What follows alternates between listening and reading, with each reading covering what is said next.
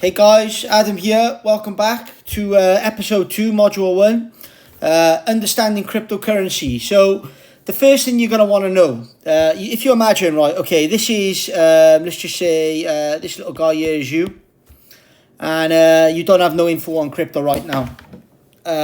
So the first thing you're going to want to know is, obviously, you're going to come here, and you need to be what I like to call moderately informed, excuse my writing. So you want to be moderately informed. So where can you get moderately informed easily and cheaply? Well, the first thing I would do, I'd go to YouTube, totally free content, like you're listening to right now.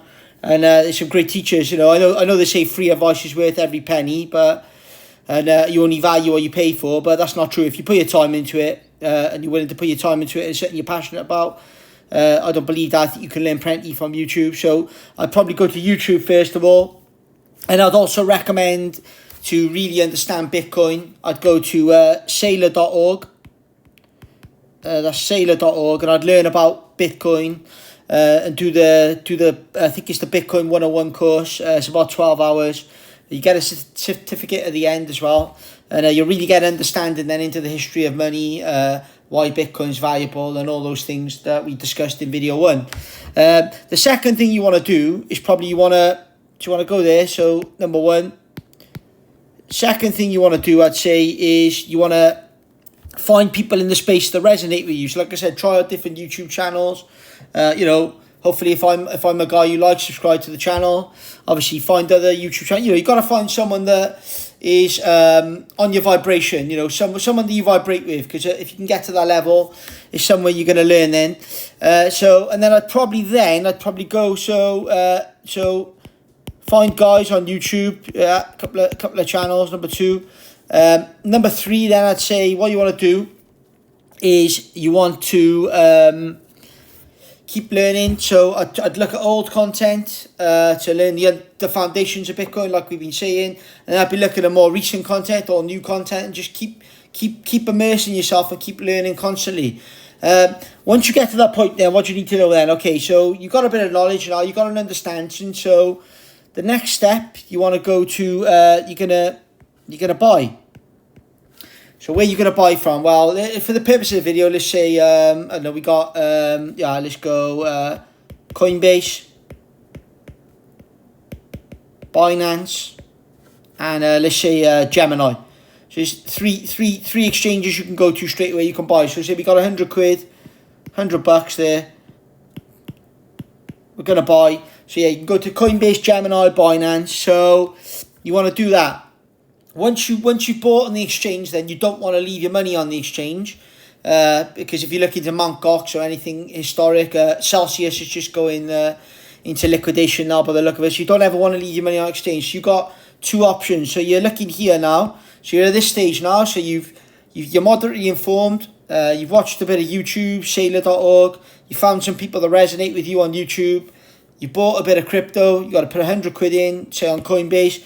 Now you've got your crypto on Coinbase. Now you need to move your crypto out of Coinbase. So you're going to need a wallet. So you got 2 options here. You can go for a hot wallet, which is like an online wallet basically.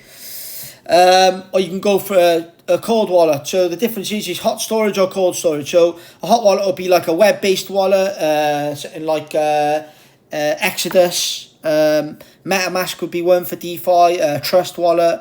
So something like that. That's option 1. The safest way to do it is to go for option 2.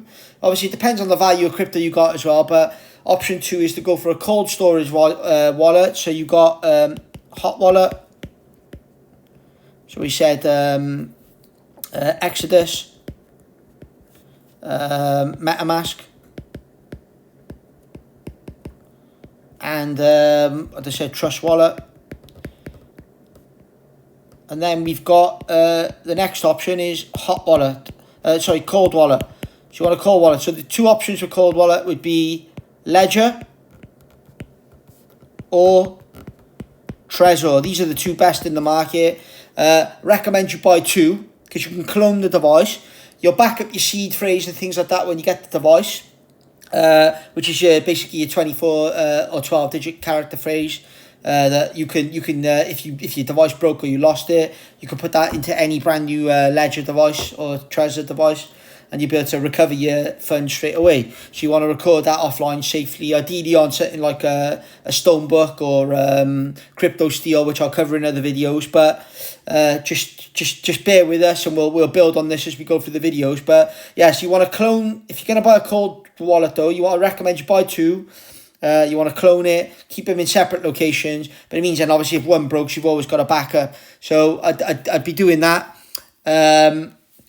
So once you've done that, then I think you're good. The only other thing you're going to want then is, we're going to come back by here, always use 2FA on all your devices. So you could use like an app like Google Authenticator or Microsoft Authenticator, something like that. And you want to back up all your web-based wallets where it allows 2FA. If it doesn't allow 2FA, I probably wouldn't touch it. I like to use 2FA.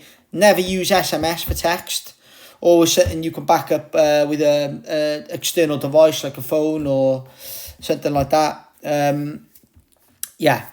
So guys, hope that helps. So that's episode 2, Understanding Crypto. And we'll see you tomorrow for episode 3. Thank you very much.